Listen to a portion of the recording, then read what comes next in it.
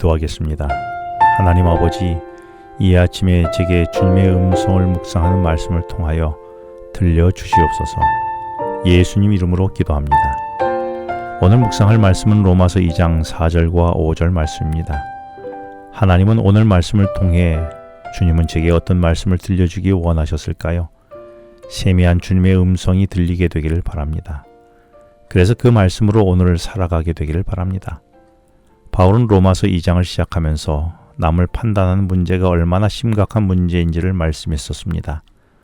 결국 내가 누군가를 판단한다면 상대의 행동을 내가 동일하게 하고 있음을 말하는 것이며 그로 인해 나도 하나님의 심판을 받게 되는 것이라고 했습니다.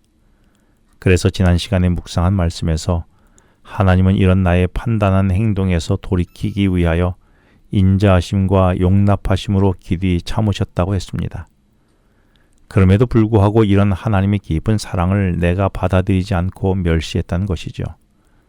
그런데 이렇게 하나님이 마치 어머니의 자궁에 있는 태아를 살려내기 위하여 온 힘을 다해 인자함으로 너를 인도하신 이유를 4절에서 회개하게 하기 위함이라고 하셨습니다. 이는 지난 1절부터 3절에서 말한 내가 남을 판단하는 문제에서 나를 회개하여 돌이키시려는 하나님의 간절한 모습을 보게 됩니다. 그래서 4절에서 자기를 알지 못하고 다른 사람의 허물만 보며 판단하고 비판한 사람들의 정신을 고쳐주시려고 하나님의 인자하심이 너를 인도하여 회개하게 하셨다라고 했습니다.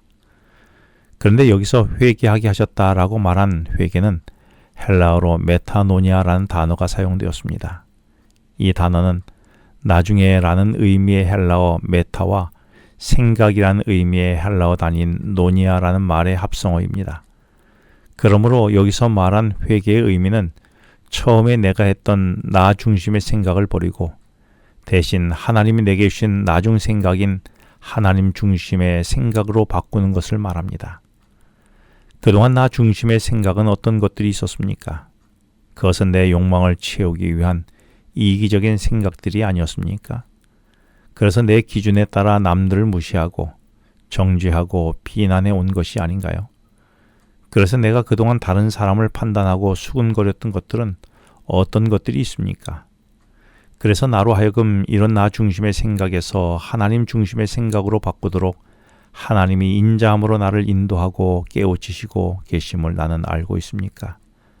그래서 이제는 나 중심의 생각에서 하나님 중심의 생각으로 바꿀 마음이 있습니까? 그런데 오늘 본문이 말한 현실은 안타깝게도 4절에서 하나님의 인자함으로 인도하여 회개하게 함을 알지 못했다라고 말하고 오히려 하나님의 인자하심과 용납하심과 참으심을 멸시했다라고 말합니다. 이는 내가 세상에서 잘 먹어 배부르고 등 따시게 살만하니 이 모든 것이 내가 잘해서 내 능력이 많아서 내가 선해서 복을 받았다며 자기 중심적으로 여전히 생각하는 것이었습니다. 그런데 이런 교만한 마음은 지난 1장에서 말했던 살인, 음란, 방탕보다도 더 나를 교묘하게 파멸시키는 치명적인 악이라는 것입니다. 나는 지금 내가 누리는 것들이 누구의 수고라고 생각합니까? 혹 나는 내가 누리는 모든 것이 내 수고와 노력이라고 생각하지는 않았습니까? 그래서 내 어깨에 힘이 들어가고 으쓱해 하지는 않았습니까? 아니면 100% 하나님께 주신 은혜라고 생각했습니까? 정말입니까?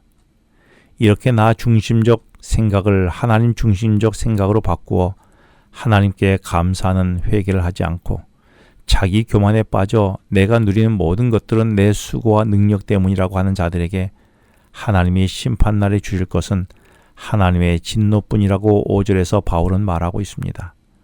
사실 유대인들은 하나님이 택한 백성이란 특별한 사상에 빠져서 늘 자신들은 옳다고 생각했습니다. 그래서 회개는 자신들의 몫이 아니라 이방인들의 몫이라고만 생각했습니다. 이런 유대인들의 고집스러운 나 중심의 생각으로 인하여 유대인들은 자기 배를 채우기에 바빴고 반대로 주변 사람들은 그들의 그런 역겨운 모습을 지켜봐야 했으며 그들이 주변 사람들에게 보내는 비난과 조소와 정죄와 판단의 차별을 견뎌내야 했습니다. 사실 우리가 나를 똑똑하고 사리 분별 잘하고 판단도 정확하게 잘한다면서 남을 비판하는 것은 다른 사람에게는 그것이 자기 고집으로 느껴지기도 합니다. 그리고 그 고집은 교만으로 나타나지요.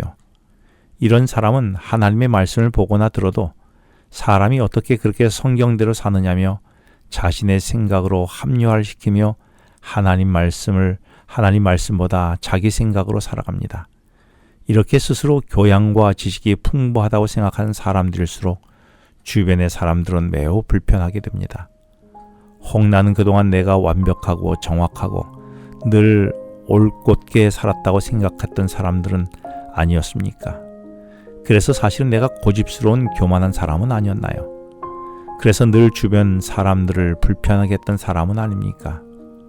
침례 요한은 이런 유대인들에게 마태복음 3장 8절로 9절에서 아브라함의 후손인 것만으로 자랑하거나 교만하지 말고 정작 중요한 회개에 합당한 열매를 맺으라고 책망했습니다. 오늘 내가 맺어야 할 회개의 열매는 무엇입니까? 기도하겠습니다. 하나님 아버지, 나 중심적 생각을 버리고 주님 중심적 생각으로 오늘을 살아가는 회개의 삶이 되게 하여 주시옵소서. 예수님 이름으로 기도합니다. 지금은 개인 기도 시간입니다. 오늘 주신 말씀을 묵상하면서 주어진 기도 제목과 개인 기도 제목을 놓고 기도하시겠습니다.